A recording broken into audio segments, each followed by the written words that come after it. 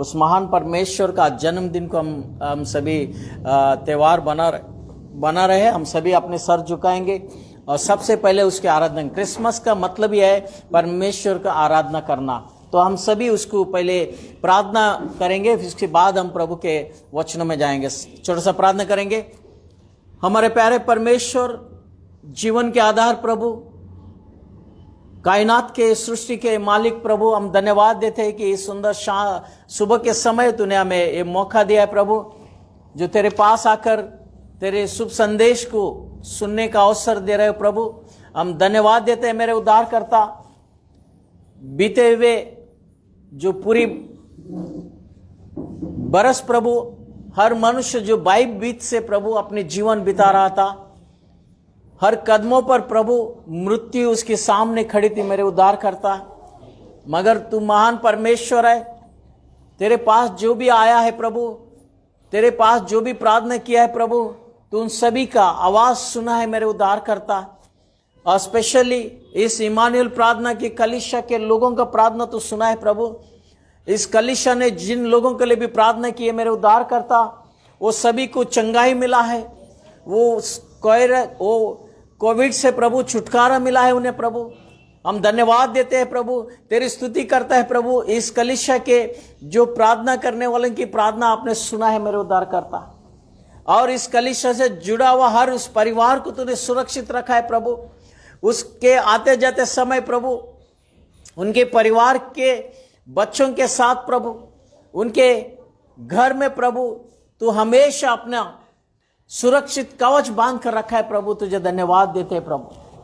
आज इस क्रिसमस के समय प्रभु, जो हजारों साल पहले इस धरती पर सुसमाचार ले आया प्रभु, आपकी उस पवित्र स्थान से प्रभु तूने सुसमाचार इस धरती को दिया है प्रभु। मगर सुसमाचार को समझ नहीं पाए कई लोग प्रभु। आज भी उस सुसमाचार को प्रभु इनकार कर देता है मेरे उद्धारकर्ता। मगर हम धन्य है प्रभु, तेरे सुसमाचार को स्वीकारा है प्रभु, विश्वास करता है प्रभु, और उसमें जीवन है मेरे उद्धारकर्ता। उस समाचार में प्रभु हमारे पुनरुद्धान है मेरे प्यारे परमेश्वर। धन्यवाद देता हूं प्रभु इस सुंदर समय के लिए, और मैं धन्यवाद देता हूं इस कलीसिया और कलीसिया में आए हुए हर एक के लिए प्रभु। हमारे बीच में तू निवास करना मेरे उद्धारकर्ता। तेरी पवित्र आत्मा के द्वारा अगुवाई हो जाए मेरे प्रभु, ताकि हम सुन सके, ताकि हम प्रकट कर सके तेरे सुसमाचार को मेरे प्रभु। धन्यवाद देते हुए मेरे उद्धारकर्ता इस समय तेरे हाथ में देता हूं। ये प्रार्थना हमारे परमेश्वर यीशु के नाम से मैं मांगता हूं, आमीन आमीन। परमेश्वर को धन्यवाद देंगे। एक सुंदर समय हमें प्रभु ने दिया है। आज इस सुसमाचार के दिन है। पूरी कायनात जो है परमेश्वर का शुभ संदेश को सुनता है आज, है ना। आज प्रीचिंग करना जरूर नहीं पड़ता है।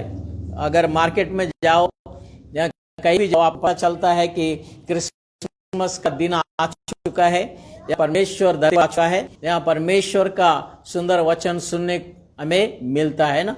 तो एक त्योहार बनाना ही अपने आप पे ये दर्शाता है कि परमेश्वर धरती पर है ना, हर मनुष्यों के अंदर है। मगर जिसको खुदा मिला है वो खुशियां बना रहा है, जिसको खुदा नहीं मिला है वो अभी तक खुशियां नहीं बना पा रहा है। Praise the lord, hallelujah. तो आज हम उस वचनों के पास जाएंगे। सबसे पहले परमेश्वर का वचन जो है यशायाह प्रवचन देने वाला सेवक के पास जाता है। उसको दर्शन में परमेश्वर बात करता है। यशायाह का 6वां अध्याय का पहला वचन एक बार पढ़ेंगे पवित्र शास्त्र में से। यशायाह का 6वां अध्याय पहला वचन से आप दूसरा तीसरा वचन पढ़ेंगे तो उसमें इस प्रकार लिखा है कि परमेश्वर जो यशायाह को दर्शन देता है, परमेश्वर दर्शन में उसका सिंहासन दिखाता है जो हेवन में जो कलीसिया है, जो कलीसिया में यशायाह को ले जाता है। और उस कलीसिया को जब यशायाह प्रवचन देने वाला ये सेवक जब कलीसिया में जाता है, तो उस परमेश्वर का सिंहासन देखता है, उस सिंहासन पर महिमा से भरा हुआ उस उजालों को देखता है, और वहां कई दूत जो है जो प्रभु के आसपास रहता है, और जो उनके जो नाम है, जो सरप करके नाम है उनका, और वो जो पवित्र दूत जो है सिंहासन के आसपास, परमेश्वर का सिंहासन के आसपास वो घूमते रहता है, और वो प्रभु का महिमा करते रहता है। और ये जो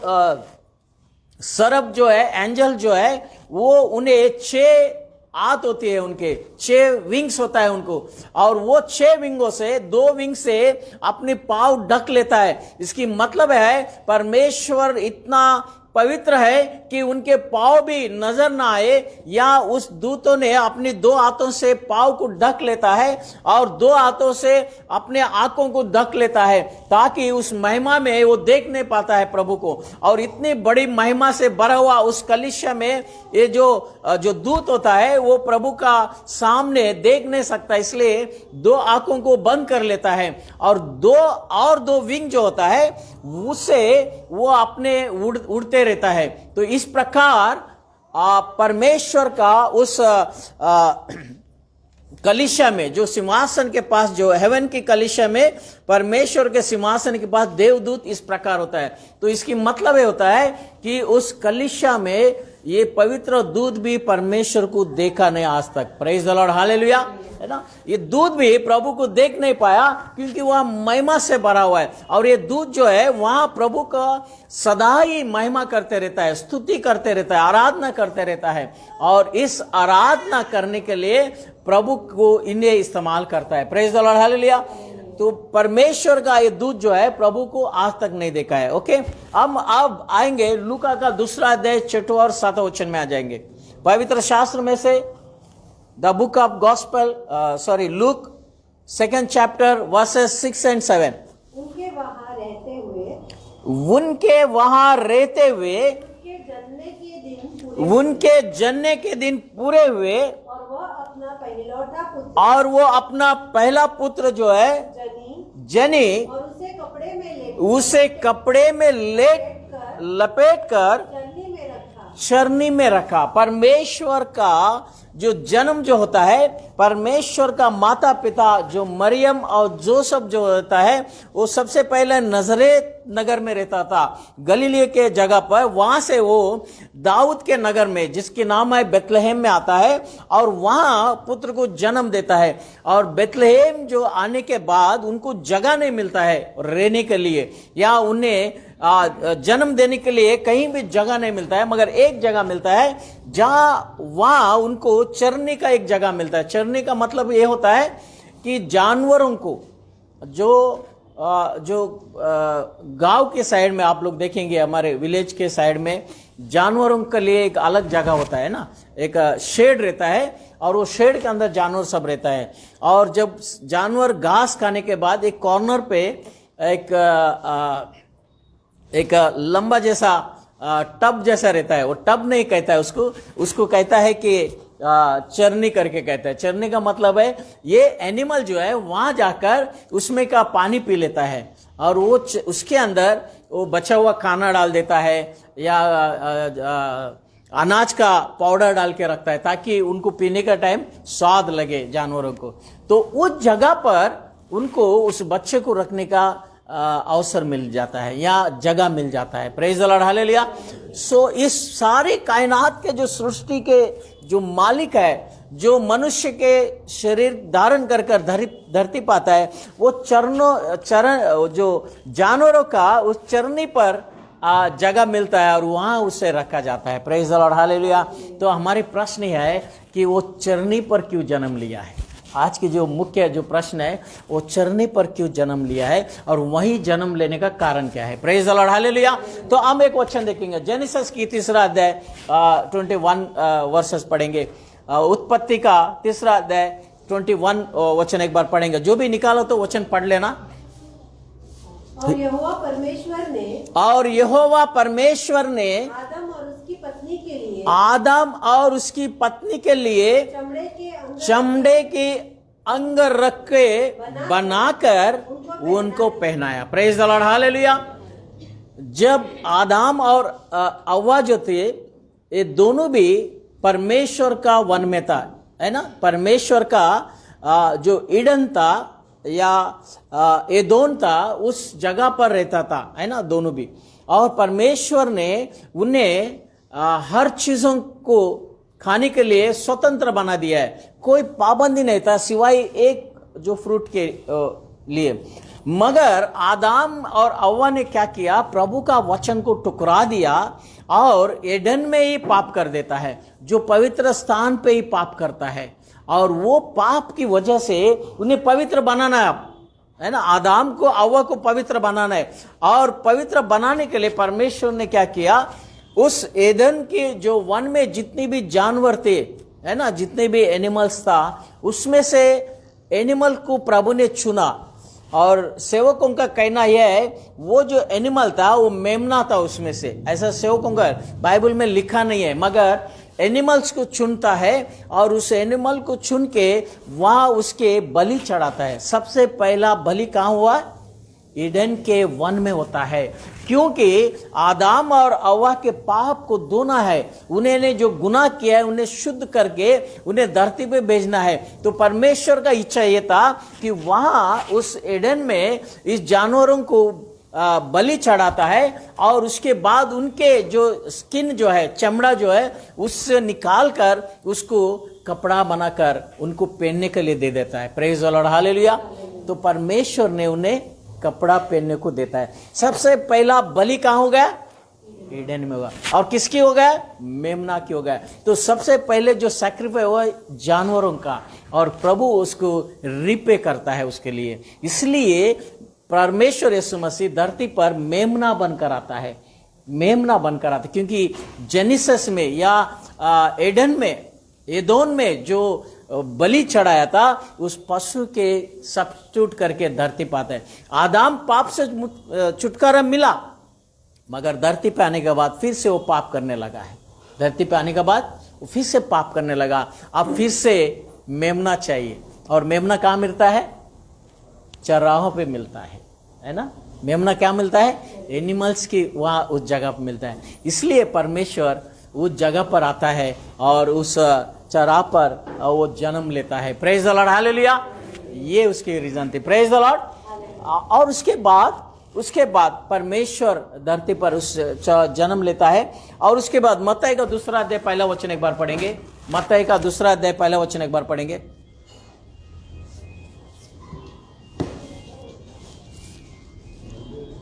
हेरोदेस राज के दिनों में जब यहूदियों के बेतलहम में यीशु का जन्म हुआ, तो पूर्व से कई ज्योतिषी यरूशलेम में आकर पूछने लगे। बस एक प्रभु का वचन ही कहता है कि जो मेमना का वध होने के बाद जैसा परमेश्वर का जन्म उसमें होता है, बपतिस्मा देने वाला यूहन्ना एक वचन कहता है। वो ये कहता है कि मेमना जो परमेश्वर उसके पास आता है, तो कहता है ये मेमना है जो प्रभु के वहां से आया है। प्रेज द लॉर्ड, हालेलुया, है ना। तो प्रभु का जन्म जो होने का कारण ये था क्योंकि एनिमल्स को जो सैक्रिफाई किया है उसको जस्टिफाई कर रहा है उनके लिए। तो उनके जो आदाम के पापों की वजह से जहाँ प्रभु ने इसका मेमना को बलि चढ़ाया, वो धरती पर मनुष्य के पापों के लिए वो भी मेमना बनकर आता। क्योंकि शुरुआत में आदाम के पापों के लिए जो मेमना को इस्तेमाल किया, अब खुद परमेश्वर मेमना बनकर धरती पर आता। अब यहां लिखा है, हेरोद के राजा के दिनों में जब यहूदियों के बेतलहम में यीशु का जन्म हुआ, और तो पूर्व से कई ज्योतिष कहां से आया, पूर्व से कई ज्योतिष यरूशलेम में आकर पूछने लगा है। जैसे यरूशलेम में परमेश्वर का, बेतलहम में परमेश्वर का जन्म होता है। बेतलहम और यरूशलेम करीब करीब है, कुछ 5 या 6 किलोमीटर का अंतर में है।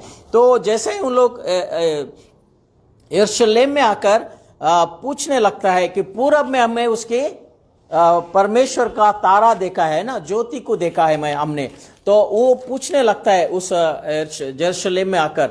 और उसके आगे लिखा है दूसरा अध्याय, दूसरा वचन, दूसरा मत्ती का दूसरा अध्याय दूसरा वचन एक बार पढ़ेंगे। यहूदियों का राजा यहूदियों का राजा जिसका जन्म हुआ है जिसका जन्म हुआ है वो कहाँ है? वो कहाँ है? यहूदियों का राजा जिसका जन्म हुआ है वो कहाँ है? आगे का वचन में लिखा है, क्योंकि हमने पूर्व में उसका तारा देखा है और उसको प्रणाम करने आए हैं। उसको प्रणाम करने आए। पूरब के लोगों को जो ज्ञानी है उनको तारा दिखता है। कहाँ दिखता है उनको?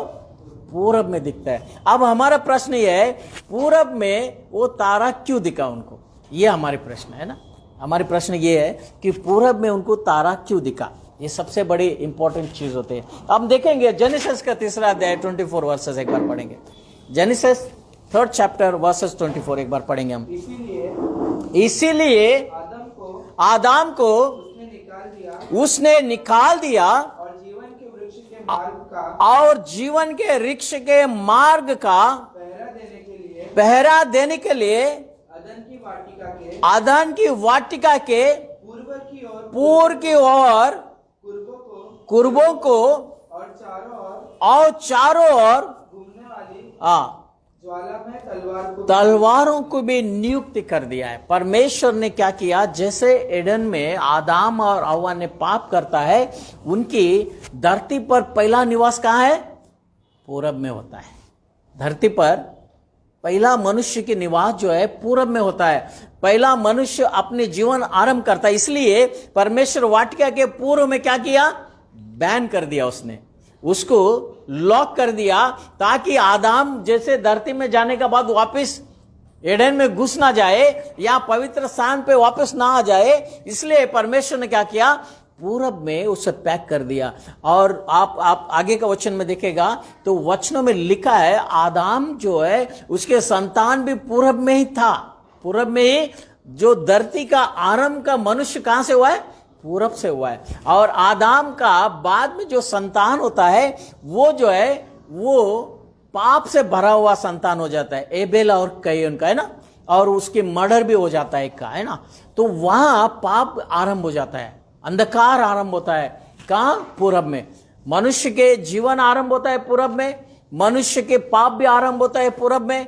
मनुष्य जो अपने धरती के जीवन को आरंभ करता है पूरब में। परमेश्वर उन्हें पूरब में छोड़ता है। Praise the lord, hallelujah. आप जेनेसिस के पहला अध्याय में देखेंगे परमेश्वर ने एदोम से एक नदी को खींचता है। वो नदी धरती पर पूरब से आरंभ होता है। Praise the lord, hallelujah. तो आदम को पूरब में इसलिए रखता है उसको नदी के पानी मिले और उस जगह से उसकी जीवन आरंभ हो जाए। पाप भी उस पूरब से आरंभ होता है। इसलिए और आदम ने, परमेश्वर ने उसे एक वचन कहता है कि तू इस फ्रूट को मत खाना, जिस दिन तू उस खाएगा वो क्या होगा? जेनेसिस का अपन एक बार देखेंगे, दूसरा अध्याय 16 वचन एक बार पढ़ेंगे हम। जेनेसिस का दूसरा अध्याय 16 वचन एक बार पढ़ेंगे। और यहोवा परमेश्वर ने आदम को ये आज्ञा दी, तू वाटिका के सब वृक्षों को फल बिना कट खा लेना। पर भले या बुरे का ज्ञान का पर भले और बुरे के ज्ञान का जो वृक्ष है उसका फल तू कभी ना खाना। तू उसकी फल कभी ना खाना। किसकी फल नहीं खाने का? भले और बुरे का फल मत खाना, मुझे ज्ञान देने वाला फल मत खाना। और आदम ने क्या किया? उसी को खा लिया। तो आदम किससे मोहब्बत किया? ज्ञान से। और ये जो ज्ञानी जो था, जो पूरब के तारे देखे, उनके पास वो जो था वो शास्त्र, जो तारों का जो शास्त्र होता है या जो तारों को देखकर समय और संदर्भ बताता है, उसकी ज्ञान उनके पास होता है। इसलिए परमेश्वर ने, आदम ने चुना था ज्ञान को, और परमेश्वर ने उसी ज्ञान को इस्तेमाल करता है अपने इस उजाला लाने के लिए। जो पूरब में अंधकार से आरंभ होता है धरती, उस अंधकार में उजाला, इसलिए पूरब में ये तारा चमकता है और अंधकार को निकालता है। Praise the lord, hallelujah. इसलिए परमेश्वर ने इस ज्ञानियों को, जो आदाम ने चुना ज्ञान को, उस ज्ञानियों को चुनता है। उस जमाने में अगर राजा अगर लड़ने जाना है या कोई अच्छे शुभ कार्य करना है, ये ज्ञानियों के पास जाते थे लोग और उनके बात सुनते थे और विश्वास करते थे। इसलिए परमेश्वर ने सुसंदेश जो है ज्ञानियों के पास भेजा, जो आदाम ने ज्ञान को अपनाया था और वो ज्ञानी की बात उस जमाने में लोग सुनता था और वो तारा पूरब से ज्ञानियों को ले आता है, क्योंकि पूरब में अंधकार आरंभ होता है और वहां से उजाला फिर से धरती पर आ जाता है। Praise the lord, hallelujah. इसलिए परमेश्वर ने ज्ञानियों को चुनता है और तारों के द्वारा पूरब में जो तारा दिखता है और वो दो तारा था बेथलेहम में जन्म लिया हुआ यीशु मसीह था। Praise the lord, hallelujah, praise the Lord. तो परमेश्वर ने धरती पर जन्म लेता है, जो आदाम से लेकर आज तक जितने भी पाप गड़ा है या जितने भी सिन हो चुका है, उन सभी को छुटकारा देने के लिए मेमना का रूप धारण कर धरती पर आता है। Praise the lord, hallelujah. तो परमेश्वर का ये जो हर वचन में उसको कोई ना कोई संबंध होता है। इसलिए हम क्रिसमस बनाते हैं तो यूं नहीं बनाता है, या हमारे घरों में तारा लगाता है तो यूं नहीं लगा रहे। आज अगर बाइबल में लिखा है पूरब के बारे में, तो पूरब की जो इंडिकेशन दे रहे हैं प्रभु, उसका मतलब यह है कि पूरब से ये धरती आरंभ होता है और वहां से उजाला भी आरंभ हो गया। Praise the lord, hallelujah. प्रभु को धन्यवाद दें। अब हम जाएंगे लूका का दूसरा अध्याय 8 वचन में एक बार पढ़ेंगे। लूका का दूसरा अध्याय 8 वचन एक बार पढ़ेंगे हम। और उस देश में कितने गड़रिये थे जो रात को मैदान में रहकर अपना झुंड का पहरा देते थे। Praise the lord, hallelujah. यहाँ रात के समय था और ये इस रात के समय गड़रिया जो था, जो भेड़ बकरियों को चराने वाले ये लोग जो था जंगल में रहते, उनके जीवन हमेशा अंधकार में रहता है, जंगलों में या खेत के जगह पर, ऐसे जगह पर रहते हैं और रात को जागते रहता है। छोटा सा लाइट लगाकर या फायर लगाकर, लकड़ियों से जलाकर उजाला बनाकर बैठता रहता है। अब आसपास पूरा अंधेरा रहता है, मगर छोटा सा उजाले के वहाँ बैठकर वो उस भेड़ बकरियों को संभालते रहता है, प्रोटेक्ट करते रहता है। ये इनका काम है। और ये कोई पढ़े लिखे लोग नहीं रहते हैं, नॉर्मल इंसान रहता है, जो उनकी ज्ञान इतना ही है कि मेरे भेड़ बकरियों को संभालना है, उनके अच्छे उनको जो अच्छी फूड देना है और उनको सुरक्षित रखना है, जो भयंकर भेड़ियों से बचाना है, ये उनका काम रहता है। और उतना ही उनके पास ज्ञान, उसके सिवा वो बाकी जो क्वालिफाइड लोग नहीं रहते, यहाँ अच्छे पढ़े बिढ़े ऐसे लोग नहीं रहते, नॉर्मल लोग होते हैं। मगर गॉड ने इनको चुनता है, गॉड ने इनको चुनता है। तो अब अपना हमारे प्रश्न यह है, चराहों को क्यों गॉड चुनता है? Praise the lord, hallelujah, praise the Lord. आपको समझ रहे हैं ना वचन? समझ रहे हैं ना? Praise the lord, hallelujah. तो परमेश्वर का जो दूत जो है, उस गड़रिया जो रात के मैदान में रहकर अपने झुंड को पहरा देता था। और उसके बाद आगे को 9 वचन पढ़ेंगे हम।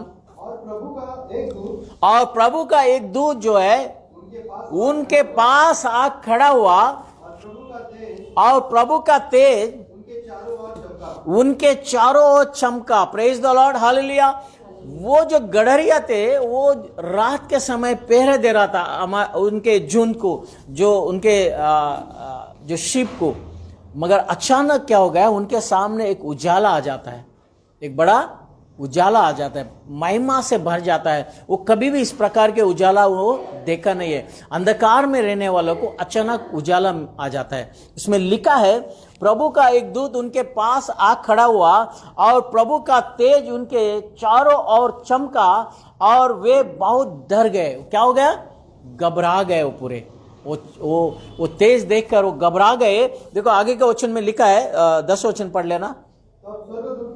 तब स्वर्गदूत ने उनसे कहा, मत डरो, क्योंकि देखो मैं तुम्हें बड़े आनंद का सुसमाचार सुनाता हूं। मैं क्या आप घबराओ मत, इस प्रभु के महिमा देखकर घबराओ मत।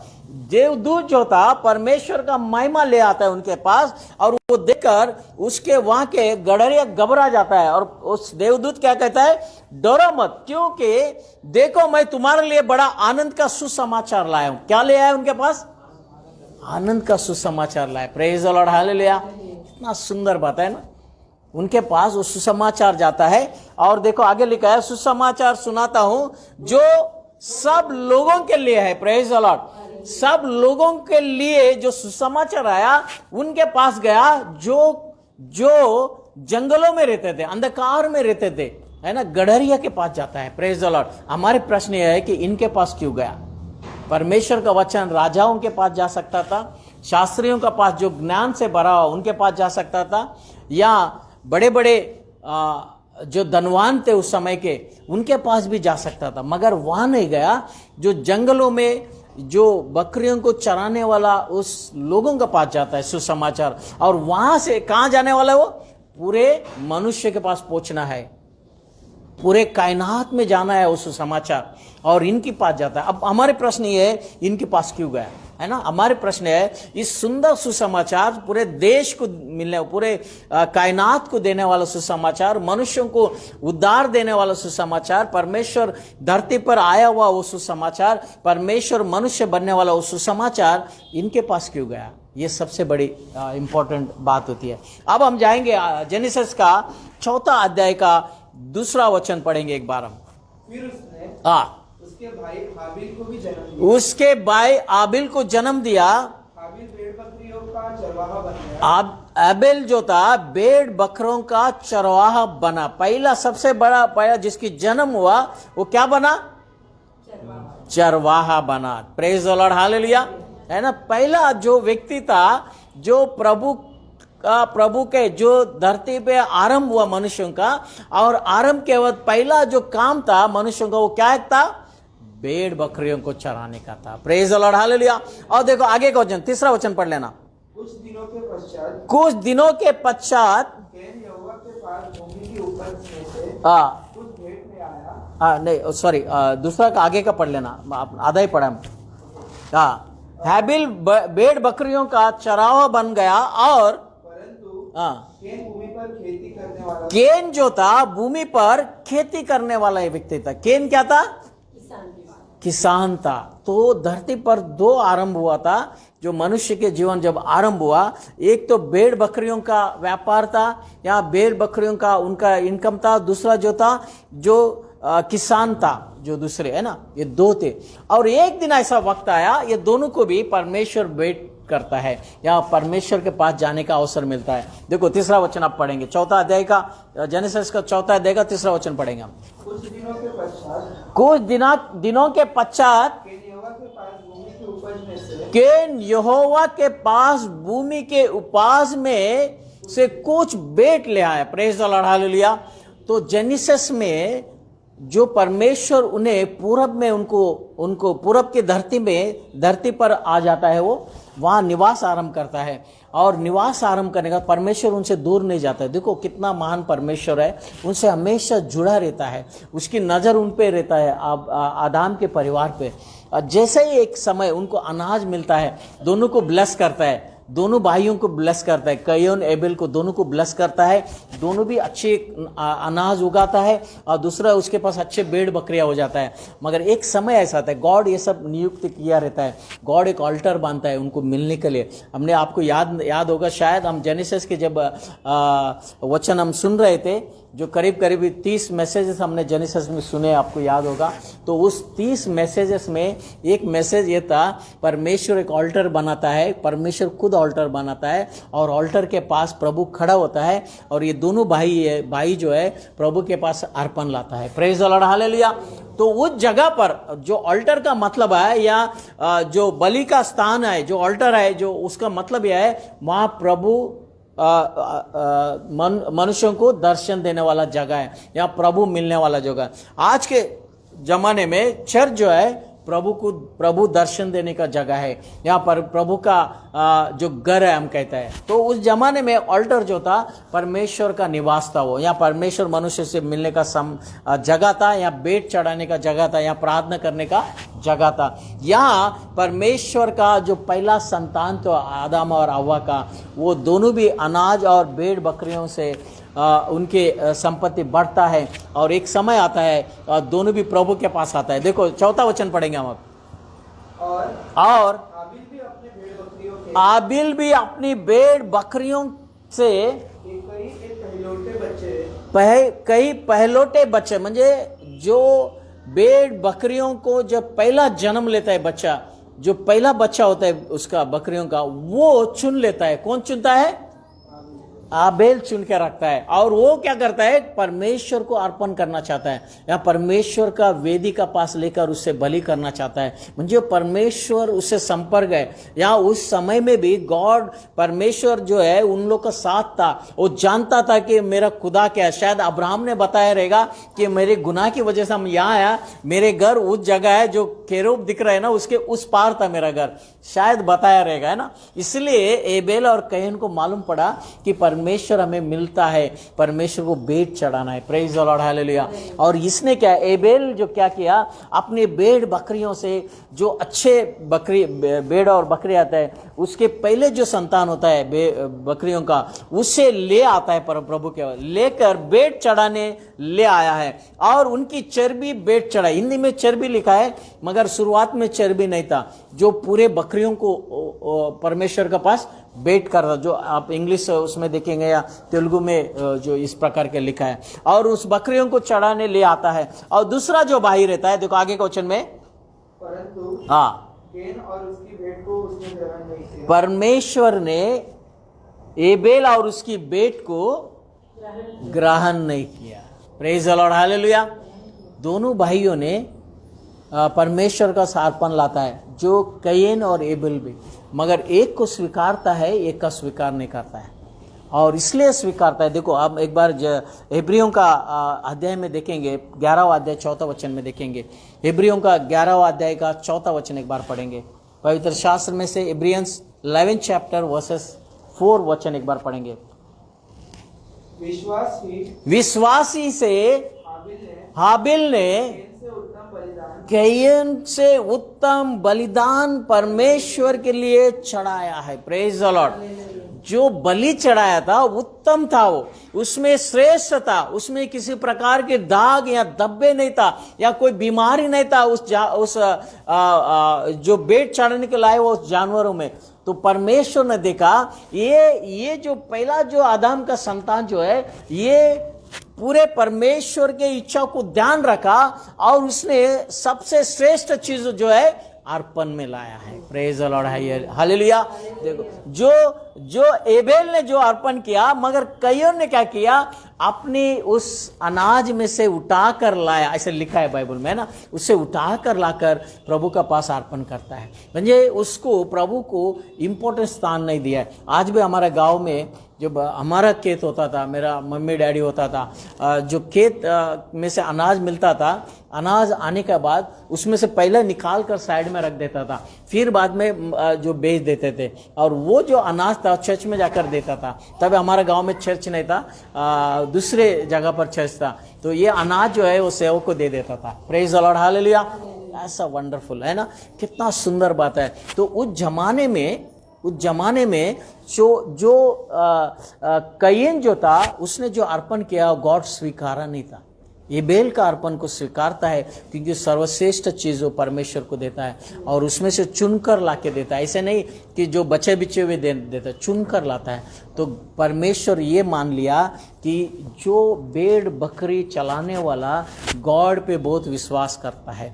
पहला जो भेंट मेरा धरती पर मुझे मिला है, इन्हीं के लोगों से वजह से मिला है। Praise the lord, hallelujah. इन चराहों के वहां से मुझे पहला मेरा भेंट मिला है, और मैं उसे स्वीकारा हूं। और वो ब्लेसिंग्स इस समय जो हमने लूका का जो अध्याय में हम देखा कि जो परमेश्वर का एंजल जो है इन भेड़ बकरियों चराहों के पास जाता है और उन सुसमाचार देता है। Praise the lord, hallelujah.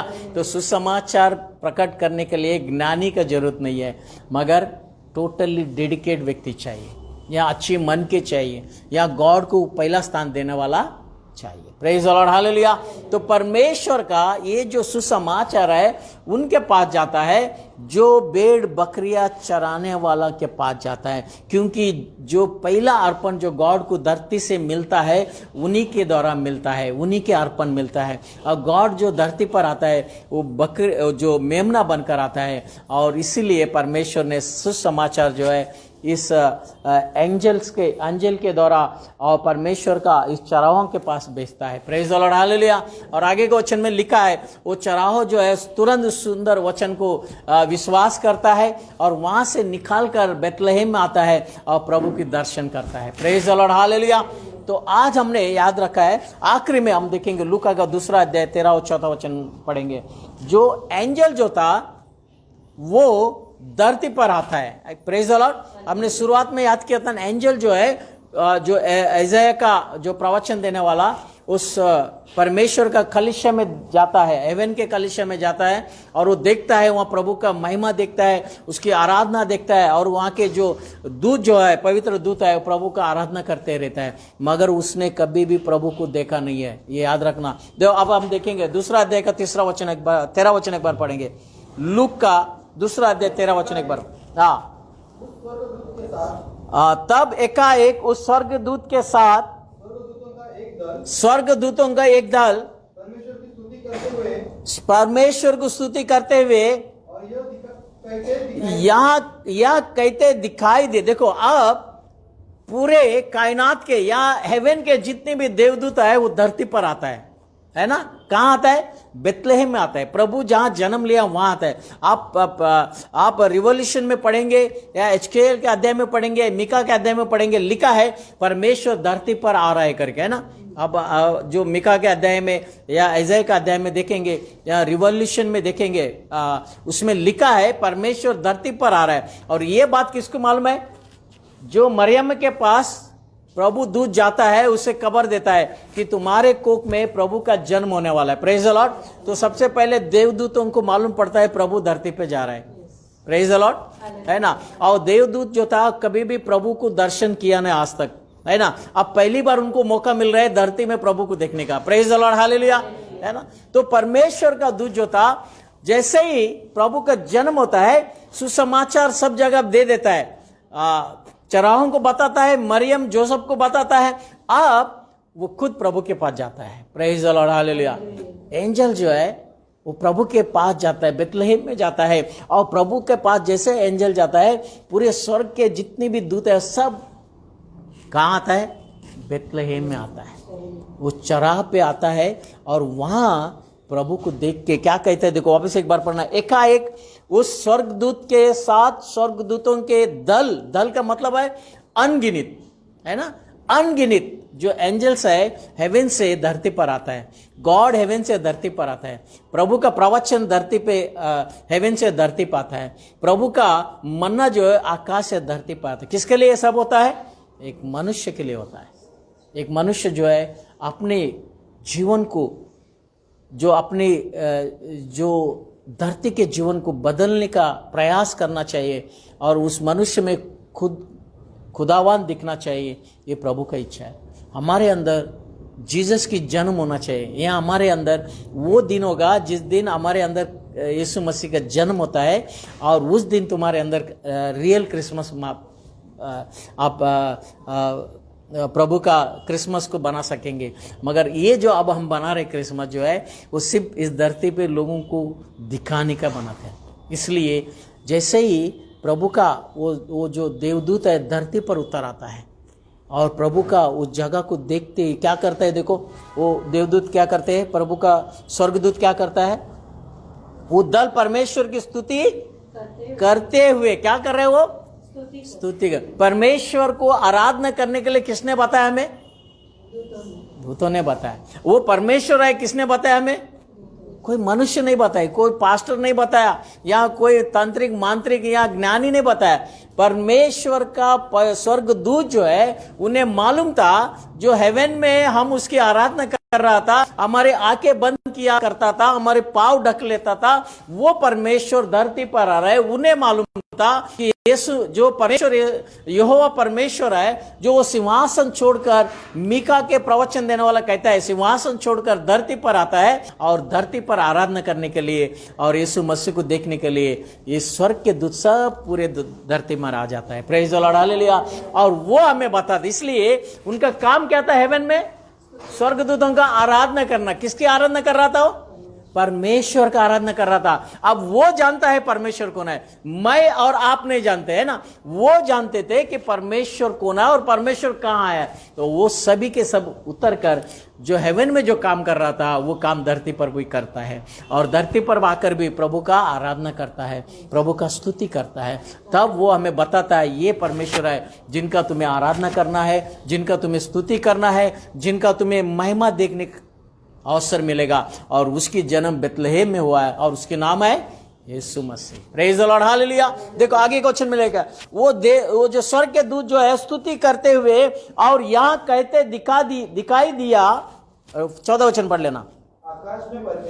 आकाश में परमेश्वर की महिमा हो और पृथ्वी पर उन मनुष्यों को जो उस महिमा पे विश्वास करता है, जो उस यीशु मसीह पे विश्वास करता है, जो उस खुदावान पे विश्वास करता है, उनके जीवन में शांत हो, प्रसन्न हो, खुशियां मिले। Praise the lord, hallelujah.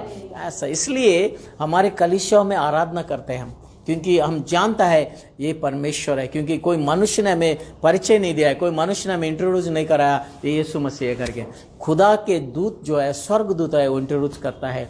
वो जानता था कि खुदा कौन है और कैसा दिखता है और कैसा रहता है। वो धरती पर आकर हमें बताता है कि बेतलहम में वो खुदा जन्म ले चुका है। Praise the lord, hallelujah. तो सबसे पहले हमें याद रखना है कि जो प्रभु का जो देवदूतों का पास इसलिए जाता है क्योंकि वो उनके अर्पण जो है धरती में पहली बार प्रभु उन्हें स्वीकारता है, उनकी भेंट को स्वीकारता है। और वो जैसे प्रभु कहते हैं तुरंत वो निकाल कर बेतलहम में आकर प्रभु का सुसमाचार प्रकट करता है। प्रेज द लॉर्ड, हालेलुया, है ना। और शास्त्रों को इसलिए क्योंकि आदाम जो है ज्ञान को अपनाता है और शास्त्र के बाद उस जमाने में लोग सुनता था और पूरब से उन्हें ले आता है और बेतलहम में लेकर उस सुसमाचार बेतलहम में फैलाता है। Praise the lord, hallelujah. इसलिए हम जो क्रिसमस बनाता है ये सब पॉइंट्स हमें याद रखना है, ये सब बहुत ही याद रखना है और हमेशा इन चीज़ों पे हमें ध्यान भी रखना है। और सुनने के बाद आप अपने घर में जाकर चुपचाप मत बैठना, इन चीज़ों को बताते रहना बहुत जरूरी है। आज इस धरती पर इन चीज़ों को हर मनुष्य के पास जाना बहुत जरूरी है। प्रभु का वचन हर मनुष्य के पास जाना बहुत जरूरी है। इसलिए ये जरूर नहीं ऐसा बड़ा स्टेज मिले या पास्टर बने या वही प्रीच करे, ऐसा कोई जरूर नहीं है। हर व्यक्ति प्रीच कर सकता है, हर व्यक्ति सुसमाचार को दूसरे, जैसे जो चरावा था वो कहाँ थे, जंगलों में रहते थे, अब कहाँ है, सिटी में है। कब पहले जंगलों में थे, जो अंधकार में थे, जैसे ही प्रभु का महिमा उनके पास आता है, सुसमाचार अपनाता है, वो सीधा उजाले में आ जाता है। Praise the lord, hallelujah. और प्रचार किसका करता है? उजाला का प्रचार करता है। अंधकार में रहने वाले उजाला का प्रचार करता है। Praise the lord, hallelujah.